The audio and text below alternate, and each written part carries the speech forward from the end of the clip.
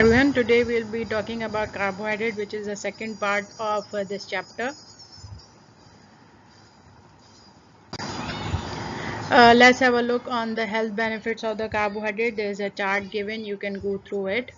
Composition of the carbohydrate: it contains carbon, hydrogen and oxygen. About 80% of the human caloric intake, means if the whatever the calorie count is, for example 1000 calories, in which the 800 calories must be of the carbohydrates.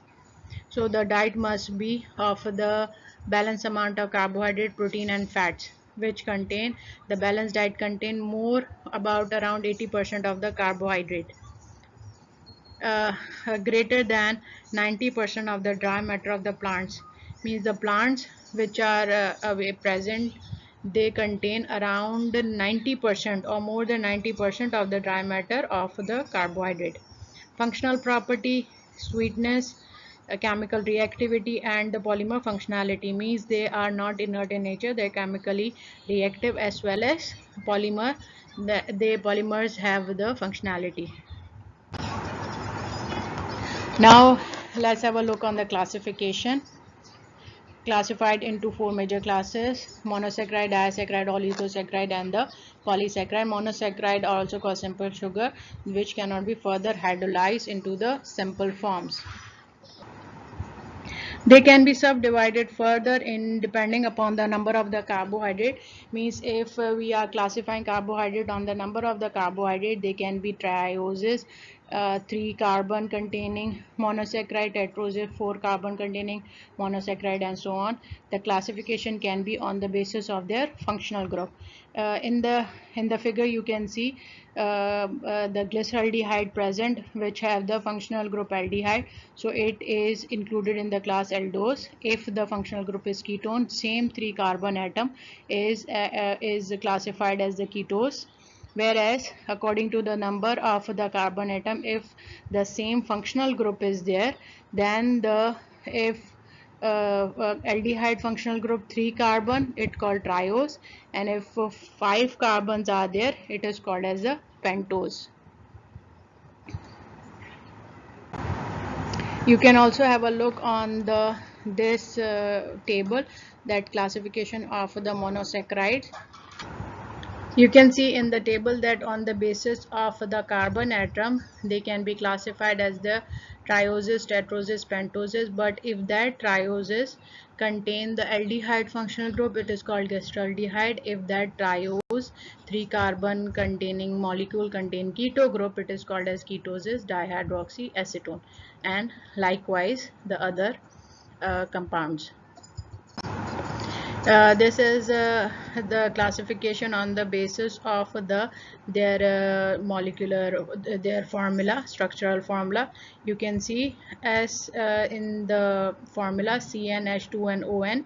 If the carbon is 3, oxygen will also be 3, and double the hydrogen 6. This we are talking about mostly carbohydrates are of this formula. Okay. This we already have discussed about aldoses and the ketoses. One more thing, that the presence of the ketone group indicated by using of the ending -ose. So you will see that in the previous slide also, that the containing levulose means it contains the functional group ketone. Disaccharide, which is a second class of the carbohydrate, the sugar which yield two molecule of the same or the different molecule of the monosaccharide, means when disaccharide are broken down, they break down into same molecule, like in the case of maltose, or break down into different molecule as in case of the fructose. Okay. Lactulose is the ketodisaccharide. This we will be discussing it later, that this lactulose, which contain the glucose and galactose in the structure, but if it is containing the keto group, the structural formula is different, it is called as the lactulose. Same lactose is called as the lactulose, the molecular formula will be same as that of the lactose. These are the structures of the sucrose lactose and maltose. Keep that in mind that the glucose structure is bonded at the first carbon. You can see carbon number 1, 2, 3, 4, 5, and the above is 6. Same if we see the structure of the fructose, it is the furanose ring, carbon number 1, 2, 3, 4. So on the fourth carbon it is bonded, so this linkage is called 1,4 linkage. Similarly with this 6-membered ring structure is called pyranose. We can say carbon number 1, 2, 3, 4, and over here 1, 2, 3, 4, 5, 6. Same arrangement is there, but attachment of both the molecule is at 1 and 4th position. Now the third class is the oligosaccharide. These group yield 3 to 10 monosaccharide units on the hydrolysis. Examples are the raffinose, maltotriose, dextrins, styrose, etc. There is a structure for the raffinose which contain galactose, glucose, fructose. Now let's have a look on the linkage. Glucose and fructose is linked by the 1,4 linkage. 1, 2, 3, 4. 1, 2, 3, 4, 5, 6. So on the sixth position, glucose is attached with the galactose. So this attachment will be 1 and 6th. Okay. This is the classification of the oligosaccharide. If the 2 monosaccharides are there, that will be disaccharide. If 3 monosaccharides, trisaccharide. 4 monosaccharide, tetrasaccharide, and so on. The arrangement and the type of the monosaccharide present are also mentioned. Last class, polysaccharides or glycans, those which yield more than 10 molecule of the monosaccharide on hydrolysis. Polysaccharides are further classified into two groups. Homopolysaccharide means the polymer which contains same type of the monomers or monosaccharide units, or the heteropolysaccharide which contain different monosaccharide units. These are the examples of the homopolysaccharide. And the heteropolysaccharide example is the mucopolysaccharide. This we have discussed in the introduction chapter, that I told you that I will be discussing in polysaccharide. So mucopolysaccharide has the heteropolysaccharide, which is when hydrolyzed it gives different type of the monosaccharide.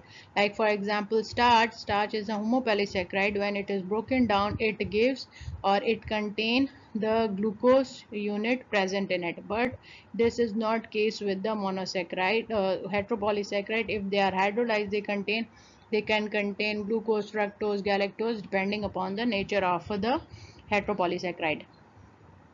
This is the structure of the starch. You can see many glucose unit are present. This small circle is representing a single glucose unit, and if we see the three, if we maximize it, the 3 glucose units are being mentioned. If you in the exam, if this question come, I would prefer that you make the drawing similar like this, that you first show the starch molecule, then magnify and show the attachment of these glucose units, that how they are linked together with each other. Now the general properties of the glucose. First and most important property is that the carbon which are present in the glucose are some of the carbons are asymmetric. What does that mean?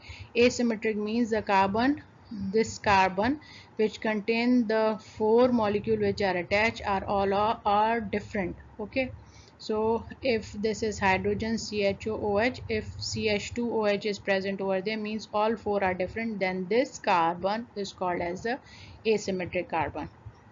And there is a rule of the Van 't Hoff, which is a scientist who gave the rule that the number of in the 1884, that the number of the possible isomer depend upon the number of the asymmetric atom the molecule possess.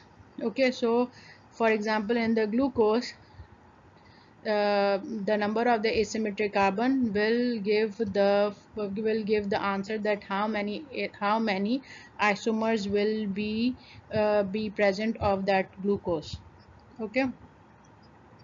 According to the Van Hoff rule of n, 2n equals to the possible isomer of the compound, where n represent the number of the asymmetric carbon. So we will first see the molecule. We will find out how many asymmetric carbons are there. Then we will put it into the formula 2n. So what, for example, glucose has 4 asymmetric, for example 3 or 4 asymmetric carbon. It will be multiplied with the 2 3s are 6. So 6 isomers will be possible of that compound. Thank you for now. We will meet again for the next lecture.